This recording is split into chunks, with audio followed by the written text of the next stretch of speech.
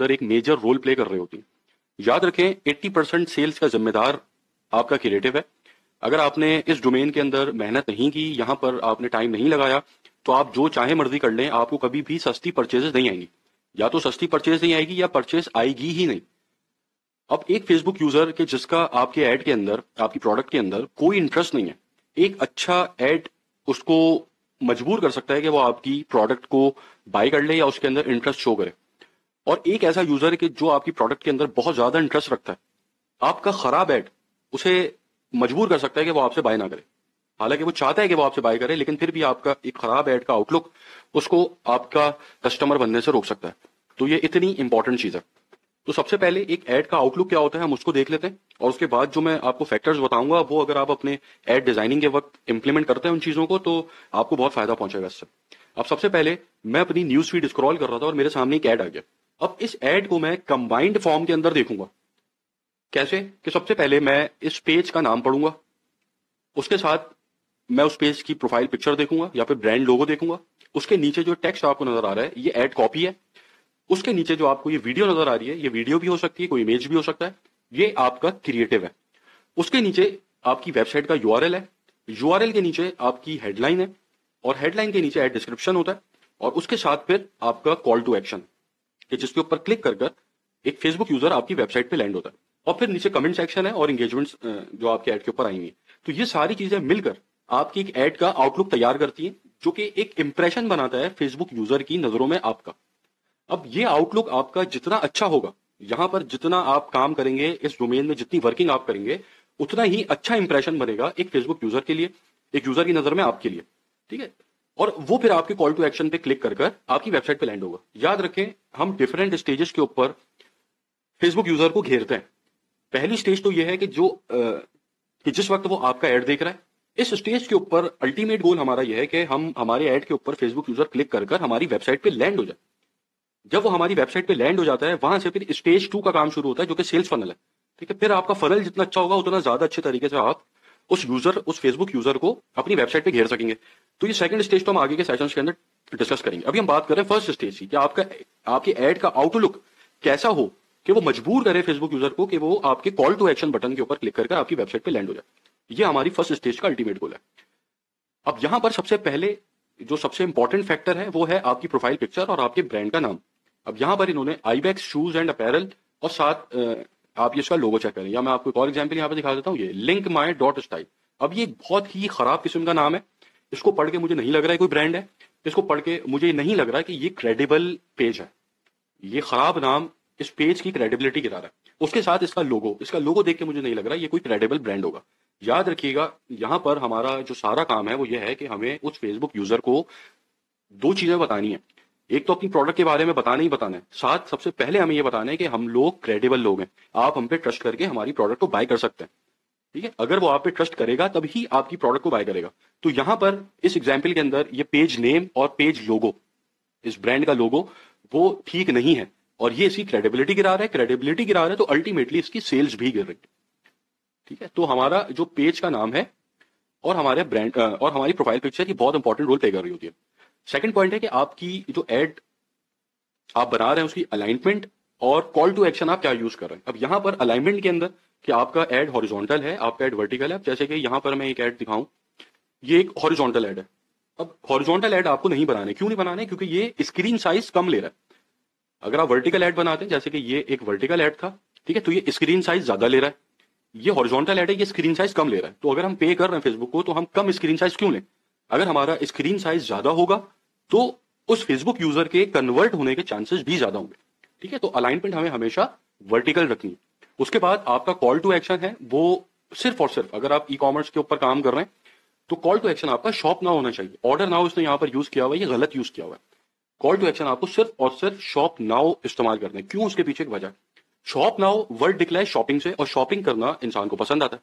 ठीक है, तो हमने उन चीजों को भी मद्देनजर रखना है कि जो जो चीजें ह्यूमन साइकोलॉजी के ऊपर असर कर रही होती हैं जाके। ठीक है, अगर मुझे शॉपिंग करना पसंद है, तो अगर मैं कोई ऐसी चीज देखूंगा कि जो मुझे इनकरेज कर रही है शॉपिंग करने से, तो मैं उसकी तरफ ज्यादा माइल होऊंगा, उसकी तरफ ज्यादा अट्रैक्ट होगा। ठीक है, तो शॉप नाउ मुझे इनकरेज कर रहा है कि मैं जाके शॉपिंग करूं, और शॉपिंग करना मुझे पसंद है। ये ह्यूमन साइकोलॉजी है। ठीक, तो इसलिए आप अगर ई कॉमर्स पे काम कर रहे हैं, कोई ई कॉमर्स प्रोडक्ट आप बेच रहे हैं, तो आपको फकत और फकत एक ही कॉल टू एक्शन का इस्तेमाल करना है, जो कि होगा शॉप नाउ। अगर आपकी प्रोडक्ट नॉन ई कॉमर्स है तो फिर आप उसके अलावा और दूसरे जो कॉल टू एक्शन है आप उसका इस्तेमाल कर सकते हैं। वो आगे के सेशंस के अंदर जब हम नॉन ई कॉमर्स के ऊपर बात करेंगे तो हम उसको देखेंगे। अच्छा, उसके बाद थर्ड पॉइंट, ये बहुत इंपॉर्टेंट पॉइंट है कि आपकी जो वीडियो है, अगर आप वीडियो एड चला रहे हैं, उस वीडियो एड के अंदर आपने किन चीजों का ख्याल रखना है उसको अभी हम देख लेते हैं। सबसे पहले तो आपने वीडियो के अंदर कैप्शंस का इस्तेमाल जरूर करना है। अभी मैं यहाँ पर आपको ये एक एड्स लाइब्रेरी है, ये फेसबुक का एक टूल है, यहाँ पर हम जो अभी करंट एड्स चल रहे हैं उसको हम सर्च कर सकते हैं।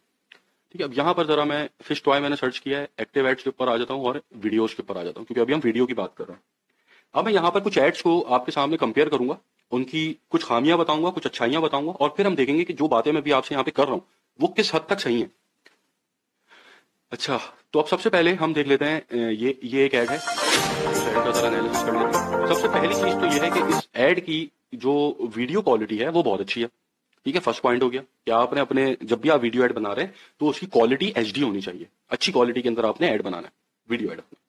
अच्छा, उसके बाद दूसरी चीज, इसने जो म्यूजिक का इस्तेमाल किया है वो बहुत ज्यादा एनॉइंग नहीं है। आपने अक्सर देखा होगा कि आपके पास कुछ ऐसे एड्स आपको नजर आते हैं कि जिसका बैकग्राउंड म्यूजिक कानों पे चुभता है, और फिर आप कोशिश करते हैं कि वो जल्दी से आपकी स्क्रीन से हटे ताकि वो म्यूजिक बंद हो। ठीक है, तो बहुत सारे ब्रांड्स हैं जो गलती करते हैं कि अपना जो बैकग्राउंड म्यूजिक है वो बहुत एनॉइंग रख देता है। ठीक है, अब जैसे इस केस के अंदर, इस वीडियो के अंदर जो बैकग्राउंड म्यूजिक है वो बहुत ज्यादा एनॉइंग नहीं है, बहुत अच्छा भी नहीं है, लेकिन एवरेज सा एक म्यूजिक इस्तेमाल किया जिसको हम कहते हैं कि हाँ सही है, चल जाएगा। तो आपने कोशिश करनी है कि बैकग्राउंड के अंदर अगर आप किसी म्यूजिक का इस्तेमाल कर रहे हैं तो वो कानों को चुभे ना, वो कानों को अच्छा लगे। तो ये सेकंड पॉइंट हो गया। तीसरी चीज, आपने अपनी वीडियो के अंदर ये कैप्शंस के ऊपर एक्सप्लेन करना है कि इस प्रोडक्ट का यूज केस क्या है और इस प्रोडक्ट से आपका जो पोटेंशियल कस्टमर है उसको क्या फायदे पहुंचने वाले हैं, यह आपने सही तरीके से एक्सप्लेन करना है। अब जैसे इस वीडियो को अगर मैं चलाता हूं तो यहां पर इसने कुछ चीजें एक्सप्लेन की हुई हैं। ठीक है, this is an interactive toy that keeps and dog busy for hours. सही है, ये एक पॉइंट हो गया जो इसका एक अच्छा यूज केस है।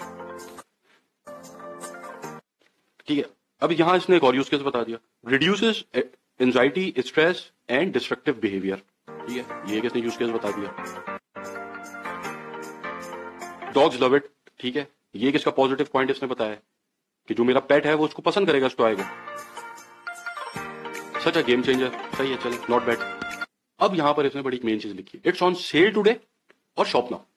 ठीक है, एक वर्ड इसने सेल का इस्तेमाल किया है और एक वर्ड इसने इस्तेमाल किया शॉप नाउ का। जैसा कि मैंने पहले बताया था कि शॉप नाउ शॉपिंग से निकला है और शॉपिंग करना इंसान को अच्छा लगता है, तो शॉप नाउ का वर्ड जो है ये इंकरेज करता है कि हम कोई चीज आगे बाय करें।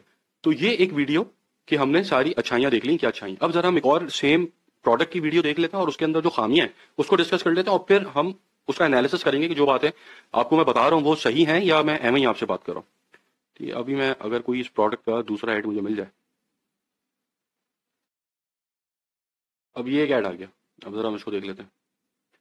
ठीक है, सबसे पहले तो इस ऐड की वीडियो क्वालिटी बहुत खराब है, नंबर वन खामी। दूसरा, इसने सही कैप्शन का इस्तेमाल नहीं किया।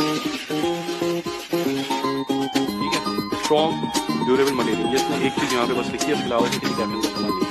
ठीक है, तो ये इस वीडियो के अंदर मुझे सही से कन्विंस नहीं कर पा रहा कि मैं इससे ये प्रोडक्ट क्यों बाय करूँ, इसका यूज केस क्या है, इससे मुझे क्या फायदा पहुंचने वाला है। अब हम देख लेते हैं, इसकी हमने कुछ खामियां देखी, अब हम देख लेते हैं कि इस ऐड के अंदर और जो हमने है खास तौर इस ऐड के अंदर, अब आप देखें ये ऐड का हमने एनालिसिस किया था और इस ऐड को हम चेक करते हैं कि कितने एड्स इसके ऊपर चला रही है। ये इस क्रिएटिव के कौन सा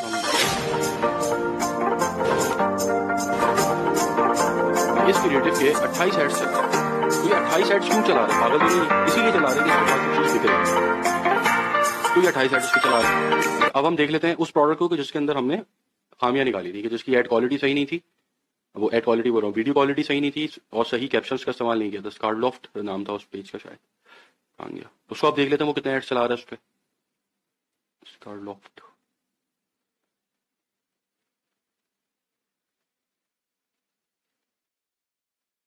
ये आ गया, ये पेज था। अब हम इसको जरा देख लेते हैं, व्यू एड्स। अब यहां पर ये कहाँ गया क्रिएटिव,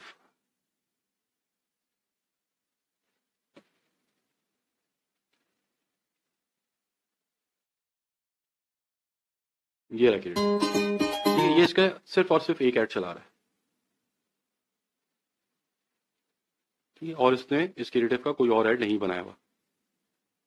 तो हमने ये एनालिसिस किया कि इस क्रिएटिव के अंदर मसले मसाइल थे, जिसकी वजह से हमें अब इसका ये चीज भी हमें कंफर्म हो गई कि ये उस ऐड के सिर्फ एक ही ऐड चला रहा है। तो एक ही ऐड चला रहा है, इट मींस उसके पास ये चीज उस तरीके से नहीं बिक रही। जबकि जो हमने पिछला वाला पेज देखा था वो उसके ऊपर 28 से ज्यादा ऐड चला रहा था, उसको मैंने और स्क्रॉल नहीं किया, वो और भी इसके ऐड चला रहा था सेम प्रोडक्ट के। क्यों? क्योंकि उसका उस क्रिएटिव के अंदर जो हमने चीजें देखी थी कि जो अच्छी चीजें थी जिसकी वजह से उसके पास वो सेल्स भी आ रही हैं, उसका हमने रिजल्ट भी देख लिया। ठीक है, तो आपकी जो वीडियो है उसके अंदर आपने सही कैप्शंस का इस्तेमाल करना है और जो चीजें वीडियो के अंदर मैंने बताई हैं वो होनी चाहिए कि आपकी क्वालिटी एचडी होनी चाहिए, आपका अगर आप बैकग्राउंड म्यूजिक का इस्तेमाल कर रहे हैं तो वो एनॉइंग नहीं होना चाहिए। ठीक है, उसके बाद आपकी फोर्थ पॉइंट जो बहुत इंपॉर्टेंट है कि एड क्रिएटिव और एड कॉपी की रेलेवेंसी। जो आप एड कॉपी लिख रहे हैं, जो यहाँ पर टेक्स्ट इसने लिखा है, और जो आपका एड क्रिएटिव है वो आपस में रेलेवेंट होना चाहिए। ऐसा ना हो कि आपकी एड कॉपी कहीं जा रही है और आपका एड क्रिएटिव कहीं जा रहा है। उसकी भी अगर कोई एग्जाम्पल अभी मिल जाती है तो मैं उसको भी डिस्कस कर लेता हूं। अब ये एक ऐड मेरे सामने आया, अब इसकी आप ऐड कॉपी देखें जो उसने यहाँ पे टेक्स्ट लिखा हुआ है और जो यहाँ पर ये वीडियो के अंदर चीजें समझा रहा है वो आपस में इररेलेवेंट है।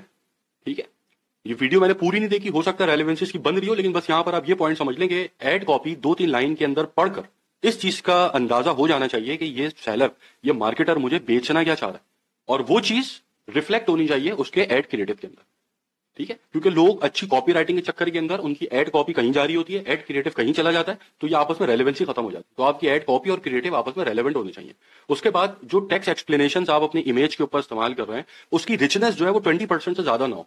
फॉर एग्जाम्पल, जहां पर ये एक पेज है, अब यहां पर जो इसका इमेज का एरिया है, इस एरिया का 20% से ज्यादा इसका टेक्स्ट नहीं होना चाहिए जो उसने उस इमेज के ऊपर लिखा हुआ है। ये फेसबुक रेकमेंड करता है। इससे पहले फेसबुक ऐसे एड्स को अलाउ ही नहीं करता था, डिसअप्रूव कर देता था कि जिनका टेक्स्ट 20% से ज्यादा होता था, लेकिन अब अप्रूव कर देता है। लेकिन रेकमेंड यही करता है कि आपकी जो इमेज आप इस्तेमाल कर रहे हैं, ये मैं वीडियो की बात नहीं हो रही है, इमेज की बात हो रही है।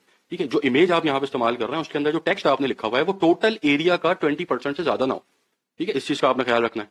उसके बाद जो आपकी एड कॉपी की लेंथ है, ठीक है, वो मैक्सिमम 2 से 3 लाइनों की होनी चाहिए, इससे ज्यादा की नहीं होनी चाहिए।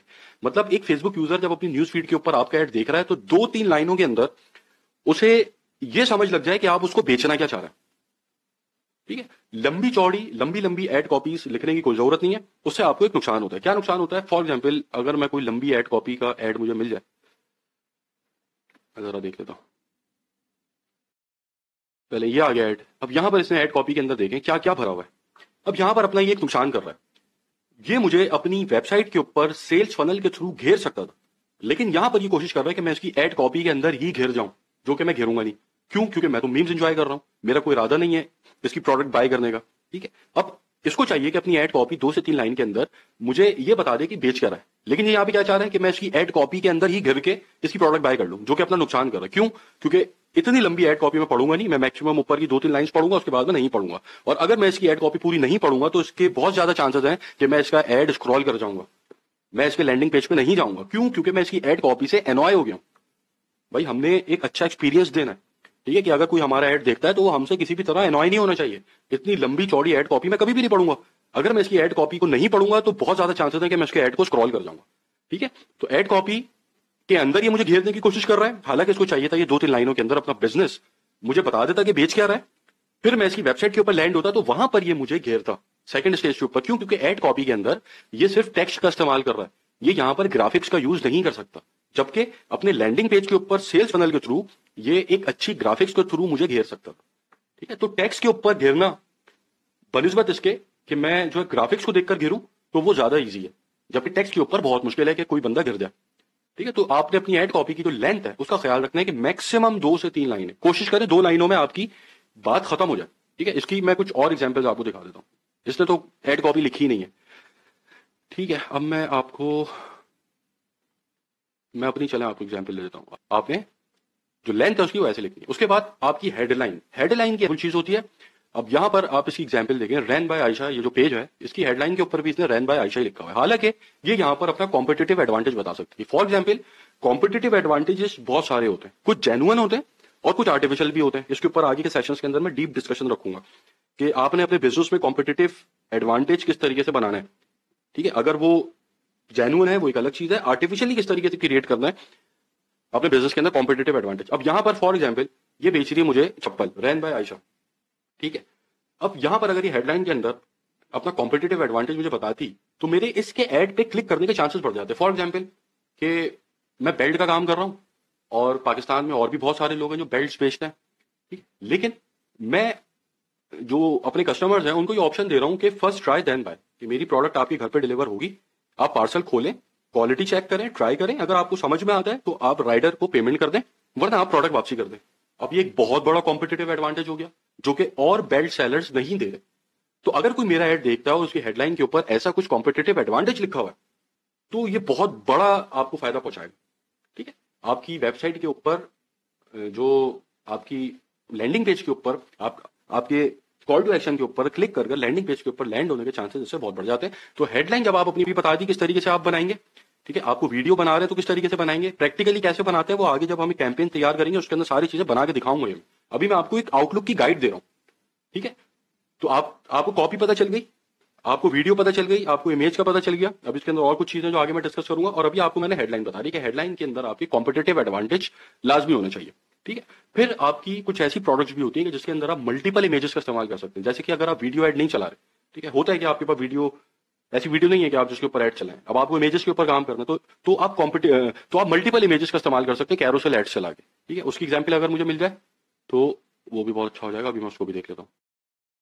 ये आ गया, आप कैरोसेल एड्स आ गए, ठीक है। इमेज नंबर 1 आ गया, ये इमेज नंबर 2 आ गया, 3 आ गया, 4 आ गया, 5 आ गया, ठीक है। अब यहां पर कैरोसेल एड्स के अंदर आप कुछ स्ट्रेटेजीज भी इंप्लीमेंट कर सकते हैं कि यहां पर आप स्टोरी टेलिंग भी करते हैं कि जैसे इमेज 1 के ऊपर आपने एक पार्ट बताया, इमेज 2 के ऊपर एक पार्ट बताया, इमेज 3 के ऊपर एक पार्ट बताया, जो आगे के सेशंस के अंदर मैं आपको बताऊंगा किस तरीके से आप स्टोरी टेलिंग करते हैं और एक फ्लो के अंदर अपने कस्टमर को अपनी वेबसाइट पे लैंड कराते हैं। जैसे कि वो एक पिक्चर देखी, अगली देखी, तीसरी देखी, चौथी देखी और 5वीं पिक्चर के ऊपर वो कॉल टू एक्शन पे क्लिक करके आपकी वेबसाइट पे लैंड होगा, ठीक है। तो इसका भी एक फ्लो बनता है जो आगे के सेशंस के अंदर आएगा। तो आप जो है अगर इमेज एड चला रहे हैं तो आप जो कैरोसेल एड्स हैं या मल्टीपल इमेजेस का भी इस्तेमाल कर सकते हैं। अच्छा, अब यहां पर आपका डिफरेंट एड क्रिएटिव और एड कॉपीज के कॉम्बिनेशंस भी लगते हैं कि जिससे आप टेस्टिंग करते हैं वो आगे के सेशंस के अंदर चीज आएगी। लेकिन मैं आपको ऊपर से एक एग्जांपल दे देता हूं कि आप किस तरीके से कॉम्बिनेशंस को ट्राई करते हैं। अगर कुछ मुझे मिल जाए एग्जांपल, आ गया वो पेज, अच्छा सॉरी, ठीक है। यहां पर हमने, अच्छा ये था जिसको हमने एनालिसिस किया था। यहां पर अगर मिल जाए,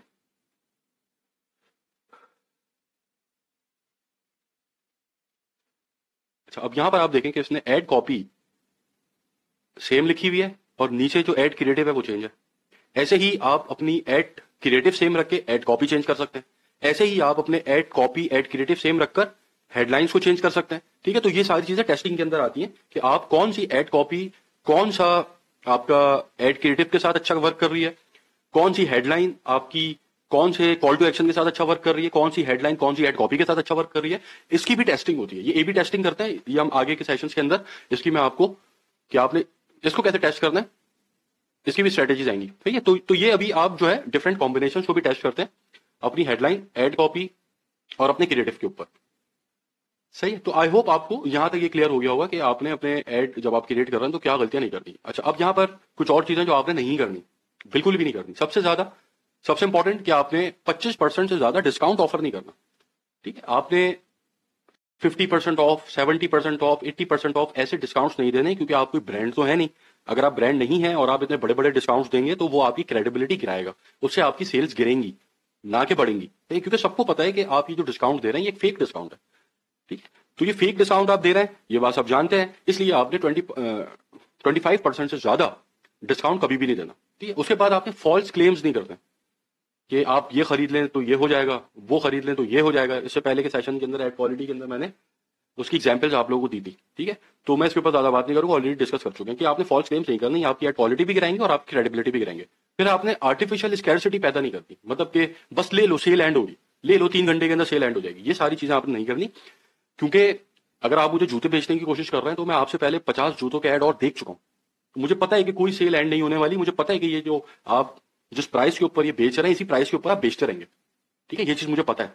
तो आप मुझे बेवकूफ बनाने की कोशिश ना करें। तो ये आर्टिफिशियल स्कैरसिटी अब वर्क नहीं करती। ये एक जमाने में पहले काम करती थी जब ये नई नई ई कॉमर्स आई थी, लेकिन अब सबको पता है कि ये आप आर्टिफिशियल स्कैरसिटी क्रिएट कर रहे हैं, तो ये आपकी क्रेडिबिलिटी गिराएगी। ठीक है, तो आपने इसको नहीं करना। उसके बाद आपने कमेंट सेक्शन के अंदर मिसबिहेव नहीं करना किसी से।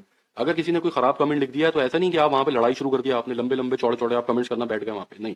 आपने कमेंट्स के अंदर बहसें नहीं करनी, आपने आपने किसी से मिसबिहेव नहीं करना, बदतमीजी नहीं करना। याद रखें, सामने वाला फेसबुक यूजर जितना बदतमीज हो, उसने आपको जितना नुकसान पहुंचाया हो, वो झूठा हो, कुछ भी हो, लेकिन अगर आपने उससे कमेंट सेक्शन के अंदर बदतमीजी की, तो जो पोटेंशियल कस्टमर है वो आपसे कभी भी प्रोडक्ट आपकी बाय नहीं करेगा। ये बात याद रखिएगा, वो खत्म। बस वो आपको एक दफा देखेगा आपने बदतमीजी की, उसके बाद वो फिर कभी आपकी वेबसाइट पर दोबारा नहीं आएगा। भले आप अपनी जगह सही भी हो, वो जो फेसबुक यूजर है उसी की गलती है, लेकिन फिर भी आपको मिसबिहेव नहीं करना।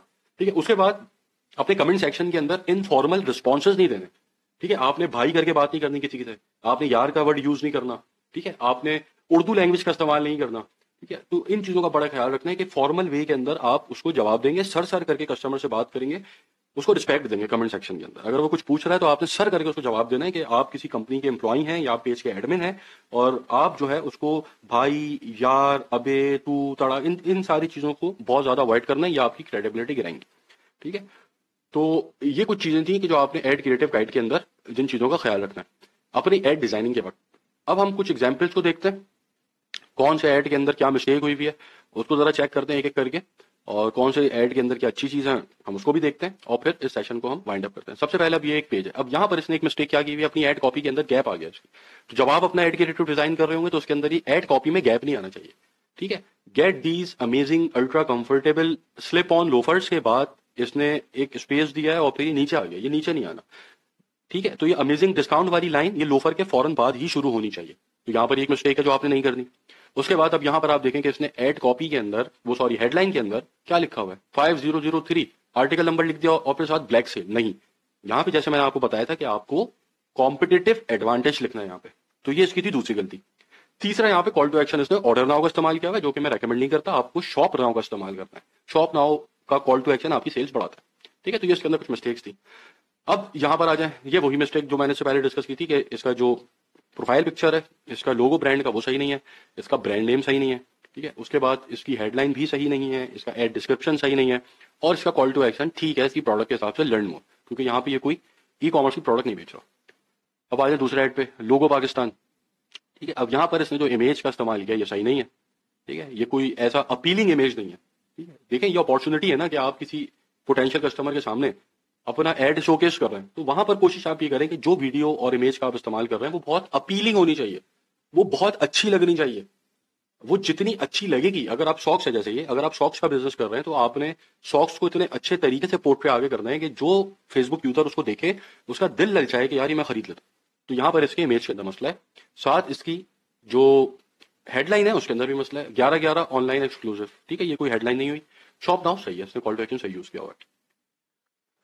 अच्छा जी, अब यहाँ पर अगला ऐड आ जाए, यहाँ पर इसने वही देखे मिस्टेक की हुई है कि इसने यहाँ पे गैप दिया हुआ है, स्पेस आया हुआ है इसकी एड कॉपी के अंदर जो आपने नहीं देना। उसके बाद पैक ऑफ 6 हाईनेक्स। ठीक है, अब यहाँ पर इसने वही इमेज का सही इस्तेमाल नहीं किया हुआ, अपनी प्रोडक्ट ही को शोकेस सही नहीं किया हुआ इसने। ये अगर आप यहाँ से इसको हटा दें जो ऊपर लिखा हुआ है, टेक्स्ट जो लिखा हुआ है, तो मुझे तो समझ में ही नहीं आ रहा है ये प्रोडक्ट है क्या। ठीक है, तो प्रोडक्ट का इमेज ऐसा होना चाहिए कि उसको देखें तो समझ में आए ये क्या चीज है और बहुत ज्यादा अपीलिंग हो। उसके बाद इसकी हेडलाइन भी सही नहीं है, baby and children's clothing shop. ठीक है, ये मतलब ये हेडलाइन सही नहीं है, जो हेडलाइन जिस तरीके से लिखनी है जो मैंने आपको बताई है वैसे आप लिखें। अच्छा जी, अब यहाँ पर स्कॉट मैक्सिमल। ठीक है, ये एक ब्रांड है, इस पेज का नाम है। अब यहाँ पर इसने free course free course free course. ठीक है, एड कॉपी के अंदर भी वही चीज, एड क्रिएटिव में भी वही चीज, हेडलाइन में भी वही चीज, ये आपने नहीं करना। ठीक है, आपने आपकी एड कॉपी के अंदर जो चीज आपने लिखी हुई है वो आपको फिर रिपीट नहीं करनी, वो आपको हेडलाइन में रिपीट नहीं करनी, वो आपको अपने एड क्रिएटिव पे रिपीट नहीं करनी। सही है, तो आपकी एड कॉपी एक डिफरेंट अपॉर्चुनिटी है, एड क्रिएटिव डिफरेंट अपॉर्चुनिटी है, हेडलाइन डिफरेंट अपॉर्चुनिटी है, तो आप क्यों मिस कर रहे हैं अपॉर्चुनिटी। तीनों चीजें इसने एक ही चीज तीनों में लिख दी, तो ये मिस्टेक है जो आपने नहीं करनी। अच्छा, यहां पर इन भाई साहब ने हॉरिजॉन्टल एड का इस्तेमाल किया, ये आपने नहीं करना। CEO of Penta Squad. ठीक है, अब इसकी अगर एड कॉपी आप देखें, buy low sell high with wholesale investments, फिर इसकी headline buy low sell high, sell high now, बिल्कुल मुझे समझ में नहीं आ रहा है ये बेचना क्या चाह रहा है मुझे। इसकी वीडियो मैंने देखी थी, उसके अंदर अमेजोन की भी शायद बात कर रहा था और ई कॉमर्स की भी बात कर रहा था। इसकी एड कॉपी लग के मुझे कुछ ऐसा लग रहा है कि ये जो क्रिप्टो शिप्टो की बात कर रहा है या ये स्टॉक मार्केट की बात कर रहा है, तो ये बहुत ही एक ऐसा एड है कि जो मुझे देखकर कुछ समझ में नहीं आ रहा कि मुझे बेचना क्या चाह रहा है। तो ये आपने नहीं करना। आपका ऐड अगर कोई देखता है तो उसको समझ में आना चाहिए कि ये बंदा मुझे क्या बेचा। ठीक है, उसके बाद एचबीए टूल्स। अब यहाँ पर इसकी जो हेडलाइन है उसके अंदर प्रॉब्लम है, online businesses HbA tools. Opportunity है ना, ये हेडलाइन एक अपॉर्चुनिटी है कि जिससे आप अपने पोटेंशियल कस्टमर को घेर सकते हैं। तो ये अपॉर्चुनिटी आप मिस कर रहे हैं। ठीक है, तो यहां पर हेडलाइन इसकी सही नहीं है। और फिर इसका call to action get offer, ये भी मेरी नजर में सही नहीं है। ठीक है, यहाँ पे लर्न मोर होना चाहिए। अगर ये आपकी नॉन ई कॉमर्स की कोई प्रोडक्ट है, कुछ सर्विसेज हैं या कुछ जो इस तरह की प्रोडक्ट है, उसके ऊपर नॉन लर्न मोर का आपने इस्तेमाल करना है, सिर्फ गेट ऑफर का इस्तेमाल नहीं करना। अच्छा, वही पेज आ गया रन बाय आयशा। अच्छा, यहाँ पर brand name run by Ayesha, उसके बाद हेडलाइन रन बाय आयशा, उसके बाद ad creative run by Ayesha, हर जगह run by Ayesha run by Ayesha. तो ये रिपीट नहीं करना जैसा मैंने बताया आपको। ठीक है, अच्छा अब यहाँ पर लर्न मोर, अब ये यहाँ पे मिस्टेक की हुई है इसने, इसको यहाँ पे शॉप नाउ लिखना है क्योंकि ई कॉमर्स बेच रहा है, जूता वो बेच रही, चप्पल बेच रहा है ये ब्रांड, तो यहाँ शॉप नाउ लिखना है। लर्न मोर क्यों लिखा है? ऊपर ऑर्डर ना हो, नीचे लर्न मोर है। ठीक है, ये एक मिस्टेक है। अच्छा, यहाँ पर इसने ऐड जो है वर्टिकल ऐड का इस्तेमाल नहीं किया, ये गलती है। ये हॉरिजॉन्टल ऐड इसने यूज किया है, तो यहाँ पर ये इसने एक मिस्टेक किया है और यहाँ इसको साइन अप की जगह लर्न मोर का इस्तेमाल करना चाहिए था। ठीक है, और बाकी ये जो ऐड है, ये दो ऐड जो है, अब यहाँ पर एक चीज और है जो आपके समझने की और लर्निंग उससे आपको बड़ी अच्छी मिलेगी। वो एड्स के जिसके ऊपर रैंडम लोगों की पिक्चर्स होती हैं, उन एड्स के ऊपर एंगेजमेंट गिर जाती है। क्यों? क्योंकि आपके सबकॉन्शियस माइंड के अंदर ये चीज बैठी हुई है कि अगर मैं कोई फेसबुक के ऊपर ऐड देखता हूं कि जिसके ऊपर एक रैंडम बंदा सूट पहन के खड़ा हुआ है, एक लड़की काम कर रही है, तो वो कोई बेकार किस्म के ऐड होंगे जो मेरे काम के नहीं है, उससे मुझे निकलना है, बाहर निकलना है, उसको स्क्रॉल करना है। तो कभी भी अपने एड्स के अंदर, चाहे आप नॉन ई कॉमर्स पे काम कर रहे हो, कोई प्रोडक्ट बेच रहे हो, रैंडम लोगों की तस्वीरें इस्तेमाल नहीं करनी।